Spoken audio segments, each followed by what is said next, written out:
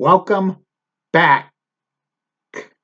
This is a tribute video to the late WWE Hall of Famer, the Iron Sheik, who recently passed away at the age of 81. The Iron Sheik was one of the most famous villains in pro wrestling history, coming from Tehran, Iran. He was notable for winning the WWE Championship in 1983 from Bob Backlund, ending his 6-year reign, and he lost it to Hulk Hogan 1 month later in January 23rd, 1984 at Madison Square Garden. He also teamed up with Nikolai Volkov to win the WWE Tag Team Championship at WrestleMania 1 by beating the U.S. Express Barry Windham and Mike Rotundo. The Iron Sheik was born Qazi Vasari in Iran. He was Shiite Muslim. He grew up very, very poor. His house he lived in as a child, they had no running water. And Vasari became an amateur wrestler, and he wrestled for the Iran national team for many, many years, and as an amateur, and he was a bodyguard for the Shah, one of the Shahs in Iran for years, and that's true. It was not a wrestling gimmick. Kozlov appeared in the 1968 Summer Olympics on a Iran national wrestling team. He moved to the United States 1 year later, and he competed in amateurs in the USA, and he actually was an assistant coach for the U.S. wrestling team in 1972. In 1973, Kozlov became trained to become a professional wrestler by Vern Gagne, and he made his debut a year later using the name Hussein Arab, and he wrestled for many, many regional territories, including the AWA, Mid-Atlantic Championship Wrestling, Mid-South Wrestling, Championship Wrestling from Florida, and the WWF. And he was a hated villain, feuding with Dusty Rhodes and Andre the Giant and Nick Bockwinkel and a few others. In 1983, the Iron Sheik came to the WWE, managed by Classy Freddie Blassie, and he ended Bob Backlund's 6-year title reign at Madison Square Garden on December 26, 1983, throwing in the towel. And he dropped it 1 month later to Hulk Hogan on January 23rd, 1984. And before the match, he dropped it to Hulk Hogan. The Sheik got a call from his trainer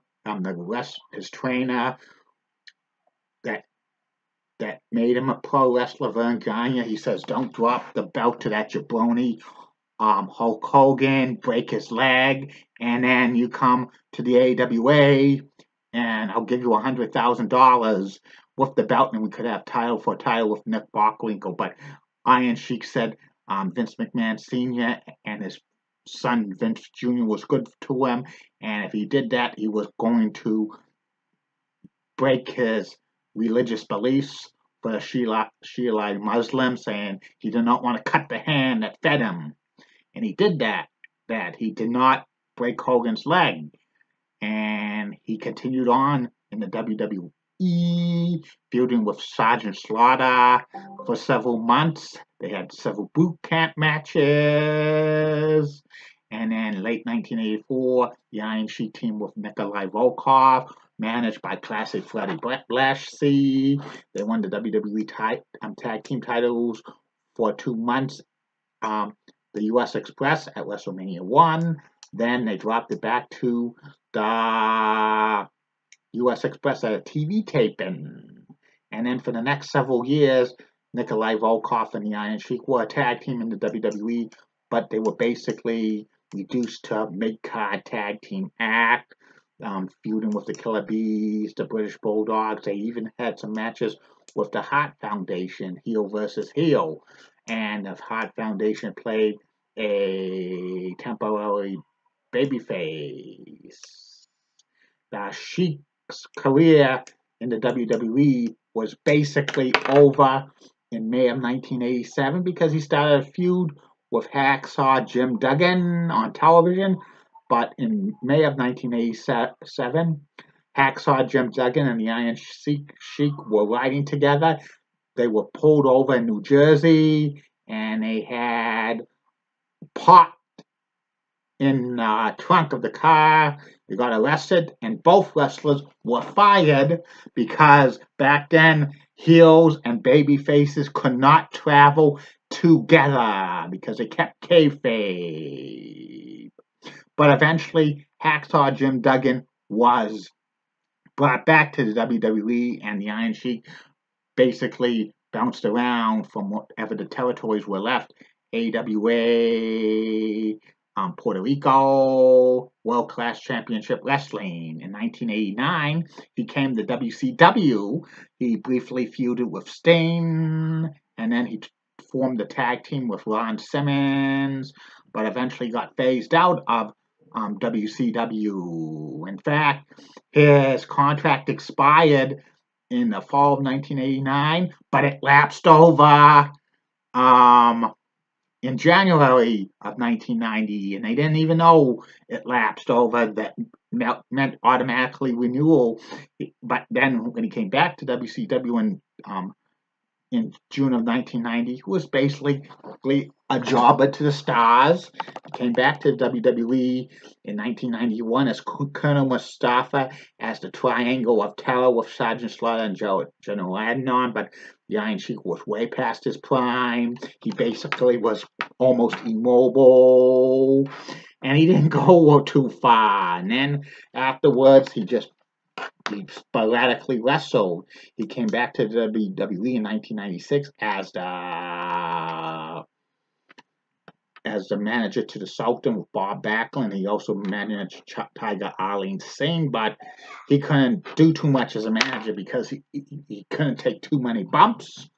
Then he made sporadic appearances in the WWE until 2010. He won the Legends Battle Royal at WrestleMania 17, the Gimmick Battle Royal, because he could not get thrown over the top rope because he couldn't take bumps. But Sergeant Slaughter put him in the Cobra Clutch. In 2005, he went into the WWE Hall of Fame, and he became real popular on the talk show circuit with Howard Stern, wrestling conventions, shoot interviews with his colorful language. So he became real popular with the wrestling fans. He called a lot of the wrestlers jabronis, including B. Brian Blair, Hulk Hogan. He even said former MLB player Alex Rodriguez is a jabroni, and he used the F word. They even did a documentary in 2014 about the Iron Sheik. In late 2000s, the Iron Sheik joined Twitter and Facebook, but it was his managers actually posting the tweets or the Facebook posts because the Iron Sheik never learned to write or read English properly. In recent years, the Iron Sheiks had failing health, combined He was confined to a wheelchair due to probably taking so many bumps as a wrestler. And when he passed away, it was a very, very sad day in wrestling and a very, very sad day for jabronis. So many wrestlers send their condolences to the Iron Sheik. And it's just a sad, sad day in wrestling. The Iron Sheik's probably up there in heaven right now, reunited with Classy Freddie Blashley and Nikolai Volkov, reforming their tag team. Iran, #1. Russia, #1. USA, oh, woo. Rest in peace, Iron Sheik.